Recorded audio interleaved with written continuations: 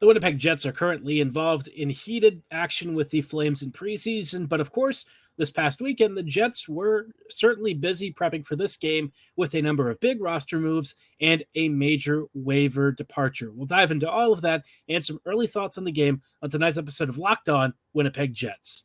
You're Locked On the Hockey Jets, your daily podcast on the Winnipeg Jets. Part of the Locked On Podcast Network, your team every day.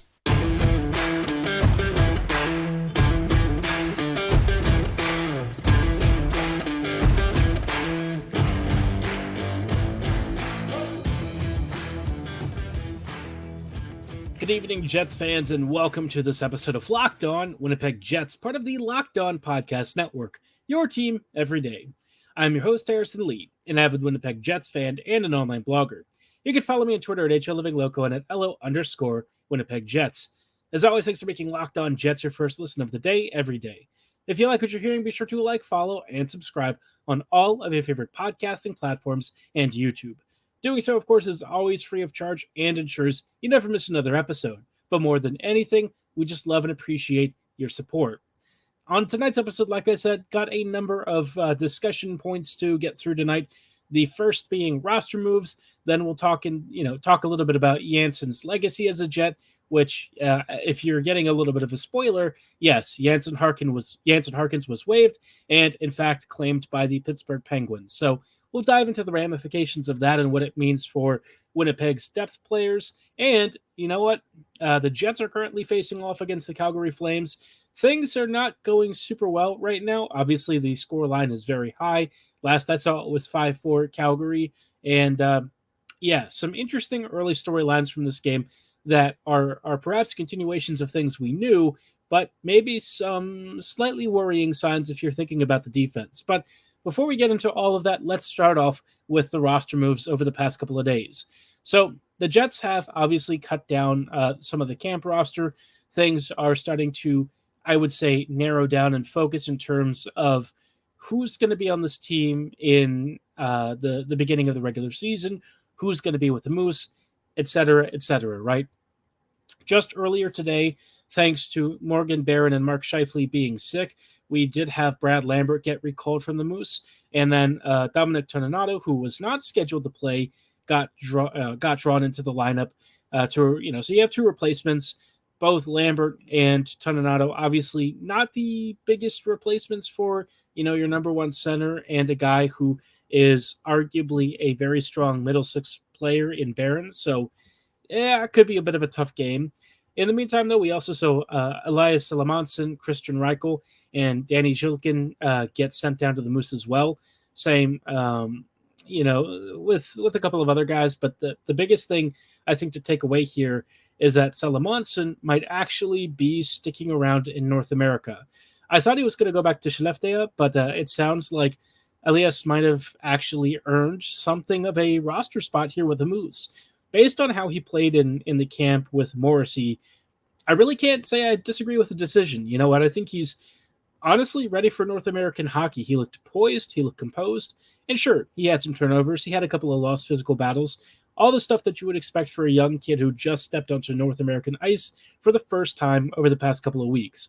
This is a really big deal for the Jets because, quite honestly, we don't really have that many quality right-handed D. And Salomonsson looks like he might legitimately be a strong contender for the second pairing. Do I think he's going to be a first pairing guy? Probably not. But you know what? As it is right now, considering where he was drafted and what the Jets need, he is super found money. Salomonsson, I'm very excited about. I think he has shown strong puck-moving ability. I think his defensive acumen is up there. All the kind of stuff that you want to see from a player who most likely isn't going to be racking up huge points on the score sheet, but probably will be somebody who facilitates a lot of quality play and keeps Hellebuck or whoever will be in net relatively clear of danger. So in terms of like the opening salvos of his career with the Jets, I think you have to really like the returns. Have the Jets played a ton of difficult opponents yet? No, but still, this is Salomonsson's first time playing against players of this caliber, and I think that could only mean good things for his future career. So Salomonsson might be down for now, but he won't be down for too much longer. Within a year or two, he might become a rock-steady player for the Jets.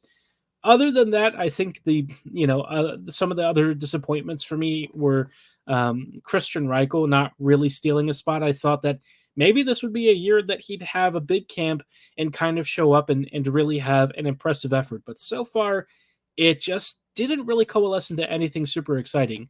I thought he was relatively invisible for me, which is a shame. He wasn't terrible, but I just didn't notice any of his play at all this past couple of preseason games. And even when he was given slightly more ice time to work with, there wasn't really a change in the performance. He was just sort of, he was there, right? Same with Jeff Malott. Malott struggled to make a real impact. I think we saw what we sort of expected from him, which is a guy who's a quality AHLer, maybe not quite so ready for the NHL. In terms of Group B players who are, perhaps in the hole for getting into the big club lineup, I would say Daniel Torgersson might be a guy who's further up the list for a call-up. I thought Torgersson had a very solid camp. It wasn't anything where I was, thinking to myself, this was dominance and sheer class, and it's only a matter of time, right? I think Torgersson was decent. I thought he moved the puck decently well, had a couple of solid forechecking moments. I didn't really think that he stood out, drastically in the sense of, basically an unbenchable player. I thought he was fine, but I didn't really feel that he blew my mind, which is, kind of what I expected with him. I think his game tends to be more in the margins, a player who's more details oriented, maybe doesn't have a ton of flash to his game, but just moves the puck well, protects it well, and does exactly what the coaching staff asks of him. So in terms of his performance in camp and preseason and stuff, I'd give him like a solid B-ish. I think that's kind of where he's been. And honestly, if he goes to the Moose, hopefully he has a bigger year. Last season didn't really seem to connect for Torgersson. This year, I'm hoping he has an uptick in scoring and increased offensive production. I think that would be a really good way to carving a path towards the NHL as soon as next season. But this year, I can tell you he's not getting in the lineup. This team at forward is relatively deep and almost has too many quality players to choose from. In fact, the Jets actually had to waive one in order to facilitate some of the roster moves that they're trying to make. And the player that got waived is Yansen Harkins. Obviously, a guy who's been with the Moose for some time and has had a cup of coffee a couple of times with the Jets, hasn't really been able to steal himself a permanent role. And I think, given what we know about his play and stuff, it's kind of easy to understand why. He's a quality, skilled player, but I think the stuff that we wanted from him, which was potentially a more quality, higher-end middle six player, we just didn't see enough of that, unfortunately. So it's off to Pittsburgh for Jansen, and I think it'll be worth talking about kind of his legacy and what it means for the rest of the Jets depth players in just a moment. Before we go any further, though, I do want to shout out our friends at eBay Motors. Passion, drive, and patience. What brings home the winning trophy is also what keeps your ride or die alive. eBay Motors has everything you need to maintain your vehicle and level it up to peak performance, from superchargers to roof racks, exhaust kits, LED headlights, and so much more. Whether you're into speed, power, or style, eBay Motors has got you covered. They have over 122 million parts for your number one vehicle, and you'll always find exactly what you're looking for every time. With eBay's Guaranteed Fit, your part is guaranteed to fit your ride every time or your money back. Just look for the quality assured checkmark that'll tell you that it's a match for your vehicle. With eBay Motors, when you're running, you're burning rubber, not cash, right? We all love to squeal wheels, but we don't want to squeal and burn our cash away. And with the parts and prices that you can find at eBay Motors, it's easy to turn your car into the MVP and bring home that victory. Keep your vehicle alive at ebaymotors.com. Eligible items only, exclusions apply. eBay Guaranteed Fit is only available to U.S. customers. Hello, friends, and welcome back to this episode of Locked On Winnipeg Jets, part of the Locked On Podcast Network. Your team every day. Every day, thank you so much for joining us on tonight's episode as we talk about the Jets waiving Jansen Harkins. And honestly, I didn't think that he was going to go unclaimed this time. I suspected somebody would put a waiver claim in for a guy who honestly has looked very decent in camp. I thought amongst Winnipeg's depth forwards, Harkins stood out relatively positively, right? Maybe not a player who's going to wow anyone, maybe not somebody who's destined to rise above the fourth line. But you know what? In the minutes that Harkins had, I thought he was better than I expected him to be. I thought he made some solid passes, got into some dangerous scoring areas, even notched himself a goal or two. So it's basically all of what you'd ask for him from preseason.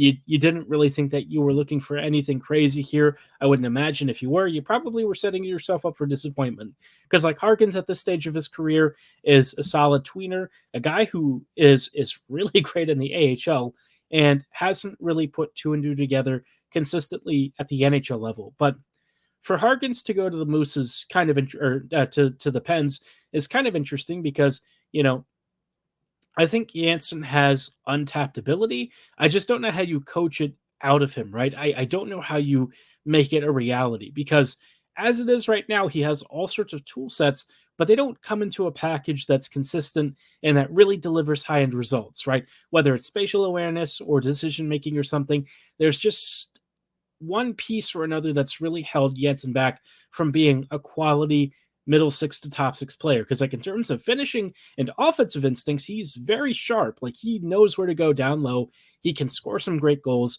and he's relatively mobile, right? Maybe not the fastest skater, but enough to where, you know, he's not holding back a line. So it was very frustrating to see him make wrong choices on consistent basis. That kind of, I think, kept him out of the lineup. And Bones basically signaled earlier in this preseason that, generally speaking, Harkins was pretty far down the preference for players for the starting lineup. He doesn't really PK. He's not like an elite scorer for a bottom six role. And quite honestly, you know, the past couple of years, Jansen has struggled defensively. So I get it, right? I think it makes sense from an organizational standpoint. And it also then kind of tips Winnipeg's hand towards the depth forwards, right? You're suddenly looking at David Gustafsson and Parker Ford as your two main competitors for the 13th spot. And based on what we're seeing so far, I really don't know if I can actually call either way. I think both players, for me, legitimately have a shot at earning that role. I would probably suggest that it's going to be Gustafsson, right? I think having the guy that you've developed internally and that also has positional flexibility because he can play center or wing, for me, that just makes sense to have him as your reserve player. But the other concern I would have is if you make him the reserve player, he's not getting valuable ice time. And I don't think you want to let him stagnate because it's clear that he's got another level to his game when you give him skill to work with. And I feel like a lot of what we saw in previous years with the lack of offensive production and stuff could start to shift and turn around if he's given the right line mates in the right environment to really thrive. We know that he's like a phenomenal passer, a very strong forechecker, and a guy who sort of has the ability to bruise his way through the slot area. He doesn't do it often. I think he's more of a perimeter wall battler type, but overall, a versatile player, somebody who I think is showing well. And already in this game against the Calgary Flames, he has notched himself 2 goals. So whatever goal drought he had last year and in previous seasons, it appears to have filled up again. It seems like he's no longer in a scoring rut. I don't know if it's going to be the kind of situation where you can expect him to score every game or something, but at least for the time being, it's nice to see him gain some confidence and get into a groove before the Jets have, you know, final lineup decisions to make over the next few weeks. So good from Gus, good from some of the other players. Parker Ford, I think, has really opened eyes. I feel like he is on the short list for either a call-up or maybe even for that 13th spot if they feel he's better than Gustafsson. He's had a couple of really nice assists. I think his overall game is very solid. Is he going to be the player that makes the difference at the end of the day? Probably not. But as a guy who I thought has been very solid, very noticeable, and has had some really quality passes and plays, you know what? You really can't hate it. He's got a couple of assists in this game against the Flames, and one of them was really nice. So overall, I feel like Parker Ford has been found money. I don't know if he'll stick around with the Jets, so necessarily, because if you've got Gustafsson in the press box, you probably don't need to have another player dealing with that and being benched. So Gustafsson might be taking the fall a little bit here, might be the odd one out, but I'm hoping that they rotate more this year. I would certainly like to see some players who haven't played in a while get a shot to earn, their keep on the ice, and maybe even show off that they're ready to beat out some of the other players who are currently taking their spots. So a lot to consider. I will say, like I've mentioned before, this is the most competitive forward grouping I can imagine in recent times from the Jets. I don't recall the last time that we had a group this good that was willing to push each other and improve. We've really seen the kids kind of be gung-ho about the whole experience. They've really pushed for it. And so far, it does seem like it is starting to pay dividends for Winnipeg's future with the bright crop of talent and the accountability on display. But whether we see that in time to start impacting the current landscape for the Jets, I don't know. Hard to say. But at least in the meantime, we're going to wish Jansen Harkins a farewell on his journey. We did enjoy watching him play for the past couple of years. It's a shame that he didn't really fit in with this team, and it seems like his role with Winnipeg this year was starting to shrink and shrink and shrink. So farewell to him. Hopefully the Pens can unlock the player that, quite honestly, I think could be a bit of a beast in the right system, but I don't think it was ever going to happen with the Jets.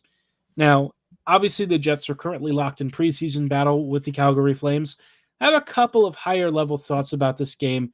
Some of them are positive, some of them are not so positive, and we'll talk about why it worries me a little bit for the season and why it also gives me a modicum of hope in just a moment. Before we go any further, though, I did want to shout out our friends and partners at Athletic Greens. Our next partner, AG1, is something that I use literally every day because it's the daily foundational nutritional supplement that supports whole body health. I gave AG1 a try because I was looking for something that was a boost to my immune system and a daily easy habit to get into, something that's not overly, complicated, very simple, very straightforward. And you know what? It actually seems to do a pretty dang good job. You've got plenty of vitamins and nutrients, over 75 of them, including whole food source superfoods, probiotics, adaptogens, and so much more.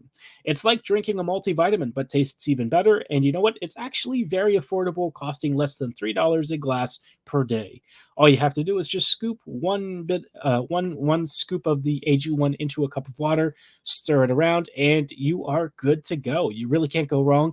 It's a science-driven formulation, and it tastes great. So if you're ready to get started with AG1, I've got a great offer for you. If your comprehensive solution is what you need from your supplement routine, then try AG1 and get a free 1-year supply of vitamin D and 5 free AG1 travel packs with your first purchase. All you have to do is go to drinkag1.com/NHL network. That's drinkag1.com/NHL network. Check it out.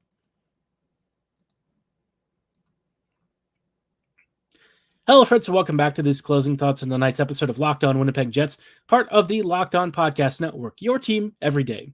Everydayers, thank you so much for rejoining us on these closing thoughts as we give some early thoughts from Winnipeg versus Calgary. This game is still ongoing. I'll have a fuller breakdown tomorrow, including more analysis of individual performances. As you can guess, I haven't watched every single shift of this game, but I've gotten a generally pretty good understanding of what went right for the Jets and what went wrong. So let's start off with what went wrong, because I think these are very easy to see, and probably one of them at least is a very big storyline for this year. First problem, Dillon Pionk, that pairing is not working out at all. It was kind of on the fence the past year or so, but in this game, it was just flat out bad. And honestly, Dillon's kind of looked cooked for the past couple of games. I don't know if it's just preseason rust or what, but whatever is happening with him, he just does not seem to be as aware and on top of things as he was last year. His passes have gotten worse. I feel like his decision-making under pressure has been worse. He's giving the puck away. He's not winning defensive battles. He's not winning the physical battles. It's definitely odd to see him take a noticeable step back, and then to have Pionk also struggle alongside of him, which we did sort of expect. I feel like that's just a recipe for disaster, because you know what that pairing is? That is your second pairing, right? And if that doesn't scare you, I don't know how you couldn't possibly be concerned about that being your number two pairing, especially if the Jets are talking about being serious contenders. If you've got Pionk and Dillon eating up huge minutes for you, I feel like that might do a lot of damage. So this is a really good opportunity for the Jets to find out what they have in players like Heinola. I know that we've talked about it before. You're probably tired of hearing me talk about Ville, but I promise you there is a player there that the Jets desperately need. And look, defensively, Heinola is not going to be a stud. We know what he's capable of. We know what he's good at. We know what he's also bad at. And so far, I don't think that we've really seen anything to dispute his particular strengths and weaknesses. But I will say this. I think his strengths are getting to the point where they're, I guess, outpacing the negatives.